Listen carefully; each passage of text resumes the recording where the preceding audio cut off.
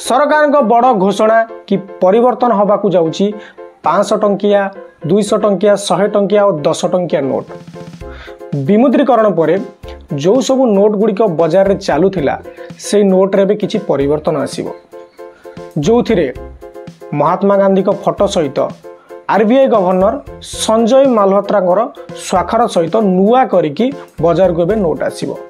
500 टंकिया 200 टंकिया 100 टंकिया 10 टंकिया सबुरे परिवर्तन होबो। तार लेंथ विड्थ तार सिक्योरिटी सिस्टम सबुतरे चेंज आसीबो। चेंज करिकी नुआ भाबरे नुआ करी नोट मार्केट को आसीबो। किंतु द्वितीय कथा होची जो सब पुराना नोट थिला से सबुरे कोनोसी परिवर्तन आसीबोनी कि ताकू बंद करा जीवोनी। से सब नोट भी चलिबो किंतु नुआ करिकी नुआ भाबरे एबे नोट आसीबो।